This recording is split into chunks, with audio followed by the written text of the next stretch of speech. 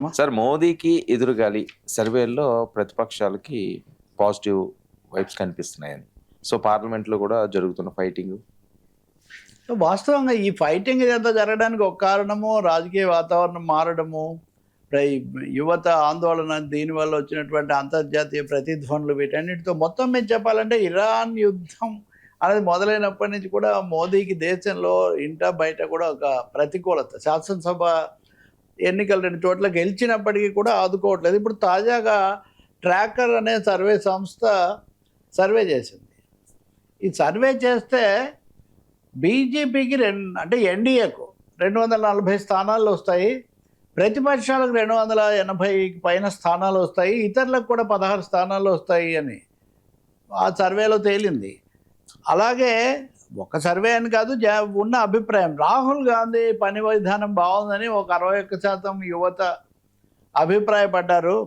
మోదీకి వచ్చేసరికి అంటే ఈ మధ్య యువతకు నెమ్మదిగా గ్యాప్ పెరుగుతుంది అన్న అభిప్రాయం ఉంది కదా. ఖచ్చితంగా ఈ సర్వేలో కూడా రాష్ట్రాల వారీగా కూడా అదే కనిపిస్తుంది. ఇప్పుడు ప్రస్తుత లోక్సభలోనే బీజేపీకి 240 స్థానాలు ఉన్నాయి, మిత్రపక్షాలతో కలిసి 293 అయినాయి. ఈ మధ్య కూడా వాళ్ళు వీళ్ళు కలిసి బయట నుంచి ఇవన్నీ అయిన తర్వాత ఒక 318-20 స్థానాలతో వాళ్ళు నడిపిస్తున్నారు.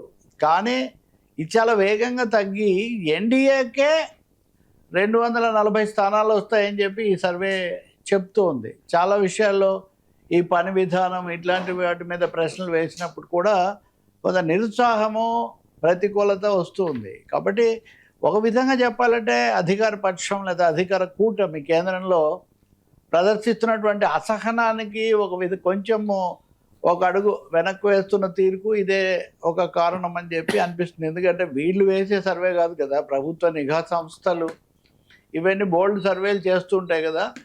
గాలి ఇప్పుడు అనుకూలంగా లేదు. కొన్ని నిర్ణయాలు, కొన్ని తడబాట్లు, తప్పులు, వీటన్నిటి వల్ల కొంత ప్రతికూలత పెరిగింది అనేది ఇది బయట వచ్చినటువంటి పరిస్థితి. ఇంకా రెండోది మీరు అన్నట్టుగా పార్లమెంటు ఫైట్ కంటిన్యూ అయింది. 14 రోజుల పాటు అమిత్ షా రావాలి, ప్రకటన చేయాలన్న దానికి పూర్తిగా నిరాకరించారు.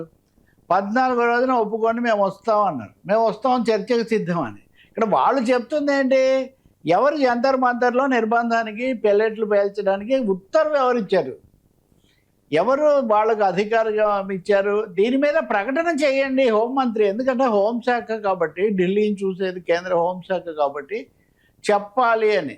ఇక్కడ ఒక పెద్ద ధర్మ సంకటం బీజేపీకి. ఏంటి, అమిత్ షా కాకుండా ఇంకెవరైనా చెప్పారంటేనేమో అమిత్ షా యొక్క పట్టు, అమిత్ షా యొక్క ఆధిపత్యమైన స్థానం, ఇవన్నీ ఆయన దాదాపు మోదీతో సమానంగా ఆయన వ్యవహరిస్తున్న తీరు. అలా కాదు, వేరే ఆయనే చెప్పాడు అంటే అది ఒక సమస్య. సార్ సిచ్యువేషన్ పెట్టి అక్కడ ఉన్న పోలీస్ అధికారులు తీసుకోవచ్చు, కానీ ఆథరైజ్ చేసి ఉండాలి కదా. రాజకీయ సంక్షోభం దారి తీసింది కదా. పోనీ అదే చెప్పొచ్చు. పోనీ అమిత్ షా సభకు వచ్చి నేను చెప్పలేదు, వాళ్ళే చేశారు అని చెప్పదలుచుకుంటే అది కూడా చెప్పొచ్చు. కానీ చర్చ చేస్తా ఉన్నారు వాళ్ళు. ఓకే,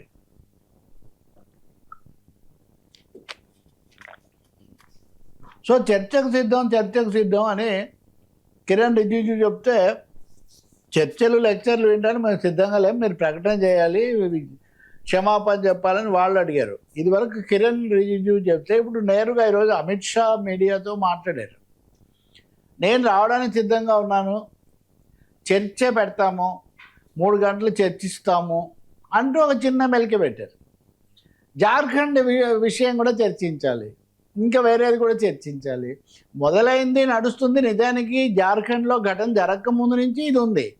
దాన్ని 15 రోజులు అలా సాగదీసి దాటవేసి ఇప్పటికి వచ్చేసరికి వేరేవి కూడా కలిపితే చర్చ పక్కదో పడుతుంది. ఇంకా ఇది అందరికీ తెలిసిన విషయమే. కాబట్టి రాహుల్ గాంధీ ఇంకోటి అన్నారు, అమిత్ షా పారిపోయారు, భయపడ్డారు, ఇలాంటి భాష వాడుతున్నారు. ఈ భాష అంతా చాలా ఇబ్బందికరంగా ఉంది, ఈ భాషను ఏమీ ఆమోదించే ప్రసక్తి లేదు అని కూడా ఆయన అన్నారు. మొత్తం మీద సభలు అయితే వాయిదా పడ్డాయి. పార్లమెంట్లో ప్రభుత్వం నేరుగా వచ్చి ప్రకటన చేశాక ప్రకటన మీరు చర్చ పెట్టచ్చు. మీరు చాలాసార్లు చూస్తారు వర్మ, వీళ్ళు అడుగుతుంటే మేము ప్రకటన చేస్తామంటారు. ఇప్పుడు ప్రకటన చేయాల్సిన సాంప్రదాయం ఉంది కదా, ప్రకటన చేసి కూడా మీరు చర్చ పెట్టచ్చు దాని మీద. అలా కూడా చేయట్లేదు. సో ఒక విధంగా చెప్పాలంటే ప్రతిపక్షాల మీద నెపం పెట్టి ఈ పార్లమెంట్ సమావేశాలు ఈ జన్జీ ఈ అంశం అసలు చర్చకు లేకుండా ముగించాలని భావిస్తున్నారు అనేది చాలా స్పష్టంగా అర్థమవుతుంది. ఒక అడుగు వెనక్కు వేసినట్టు కనిపిస్తుంది. ఇప్పుడు అమిత్ షా ఏమంటున్నారు, నేను పార్లమెంట్కి వస్తున్నాను, నా ఛాంబర్లో కూర్చుంటున్నాను, నేను అన్నీ గమనిస్తున్నాను నా సీట్లోనే. మరి ఇన్ని గమనిస్తున్నప్పుడు మీరు సభలోకి వచ్చి ఒకసారి మాట్లాడి, మీరు మాట్లాడగలిగిన సమర్థత కూడా మీకు ఉంది కదా, అనేక సార్లు కాశ్మీర్ లాంటి సమస్యలే చేశారు కదా, మరి ఎందుకు చేయట్లేదంటే ఒకటి పరిస్థితి అనుకూలంగా లేదు, ఏ మాట్లాడినా అది ఎదురు వస్తుంది అనే ఒక సంకోచం ఒకటి, రెండవది ప్రతిపక్షాలను ఎదుర్కోవడంలో ఢీకొనడంలో ఉన్న ఇబ్బంది, ఈ రైతులు కూడా వస్తున్నటువంటి పరిస్థితి. కాబట్టి ప్రభుత్వము ఇది ఒక విధంగా అమిత్ షా వర్సెస్ రాహుల్ గాంధీ. ఇప్పుడు మనం చేసిన సర్వేలో దాంట్లో చెప్తుంది కూడా అదే. ప్రభుత్వం మీదేమో అసంతృప్తి పెరుగుతున్న సమయంలో నెమ్మదిగా ఈయన కూడా మాట్లాడాడు, అఖిలేష్ యాదవ్ కూడా మాట్లాడారు. ఉత్తరప్రదేశ్ ఎన్నికలు చాలా కీలకం కాబట్టి నిజంగా ఈ పార్లమెంట్ సమావేశాలు ఇవన్నీ మొత్తం ఉత్తరప్రదేశ్ సెంట్రిక్గా మనం జరిగినట్టు భావించవచ్చు. రెండో అంశం మీద అసలు గప్చిప్ ఏది, అయోధ్య రామ మందిరం నిధుల మీద అమిత్ షా మాట్లాడలేదా? అది కూడా చెప్పాలి కదా. ఇప్పుడు వాళ్ళు 2 కండిషన్స్ పెట్టారండి. వాళ్ళు పెట్టిన మొదటి కండిషన్కు మీరు పాక్షికంగా ఒప్పుకుంటున్నారు, అది కూడా పూర్తిగా కాదు, పాక్షికంగా.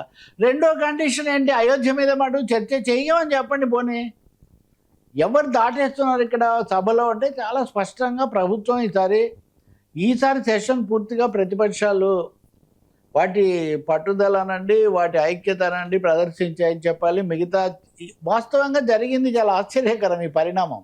అంటే మనము ఒక్కసారి పరిశీలనాత్మకంగా చూస్తే తృణమూల్ కాంగ్రెస్ చీలిపోయింది, శివసేన చీలిపోయింది, శరద్ పవార్ పార్టీ చీలిపోయింది, ఇవన్నీ చీలిపోయి మోదీకి మద్దతు చాలా పెరిగింది, మోదీ చాలా అప్రతిహతంగా తయారయ్యారు అనే ఒక వాతావరణం సృష్టించబడుతున్నప్పుడు వాళ్ళు కావాలన్నట్టుగా సీట్లు పెంచుకోగలుగుతారు.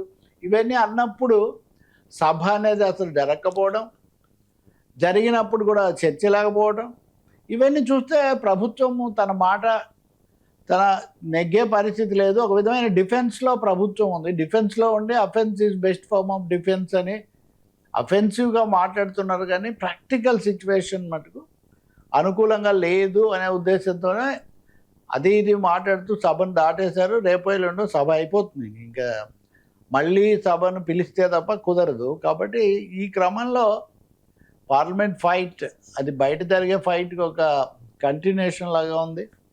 ఇంకొక వైపునేమో బీజేపీ వ్యూహాత్మకంగా కౌంటర్ వార్ ప్రారంభించింది, ఆ తర్వాత జార్ఖండ్ ఆందోళనను హైజాక్ చేసింది, ఇలాంటివి కూడా వచ్చాయి. అందువల్లనే ఈసారి పూర్తిగా ఒక ప్రభుత్వం మొదటిసారిగా మోదీ ప్రధానమంత్రి అయ్యాక ఈ 12 ఏళ్లలో ఎప్పుడూ లేనంత డిఫెన్స్లో ఆయన పడ్డారు. ఇది ఇంటర్నేషనల్ మీడియా కూడా, గార్డియన్ అనండి, అల్ జజీరా అనండి, న్యూయార్క్ టైమ్స్ అనండి, వాళ్ళందరూ కూడా ఈ విషయమే ఎందుకో మోదీ మొదటిసారిగా దేశ ప్రజల నుంచి యువత నుంచి కొంత దూరం అయ్యారు అనేటటువంటి భావన అరుంధతీ రాయ్ ఏమో, ఆమె ప్రఖ్యాత రచయిత్రి, ఆమె సూటిగా చెప్పేశారు. 24 ఏళ్ళ నుంచి నిర్మించుకున్న ఇమేజ్ ఒక్కసారిగా అది దెబ్బతినిపోయింది అని. రాహుల్ గాంధీ నిన్న స్వయంగా వ్యాసం రాశారు. మామూలుగా వీళ్ళు రాస్తుంటారు కదా, నిన్న రాహుల్ గాంధీయే స్వయంగా మీడియాకు, ప్రముఖ పత్రికలకు ఆయన వ్యాసం విడుదల చేశారు. ఇది కాకుండా ఇంకా జాతీయ పత్రికల్లో వస్తున్నవి వాటికి లెక్కే లేదు, ఎదుర్కోవడానికి సిద్ధపడట్లేదు, ఒక అడుగు వెనక్కేస్తున్నారు అనేది. సార్ రీల్స్పై మోడీ ఫైర్, సర్కార్కు సెన్సార్ స్టార్ట్, అలాగే ధ్రువరాటి వీడియోలు ఆఫ్ చేయడం, షిరిడి సాయిపై అసభ్య పోస్ట్, ఇవన్నీ స్థూలంగా దీనికి సంబంధించి మీడియాకు సంబంధించినవి. మోదీ గారు నిన్న మాట్లాడారు, రీల్స్ గురించి మాట్లాడుతూ ఆయన ఏదో రీల్ చేశారు, ఏదో పుస్తక ఆవిష్కరణ, రామ్నాథ్ కోవింద్ రాసిన పుస్తకం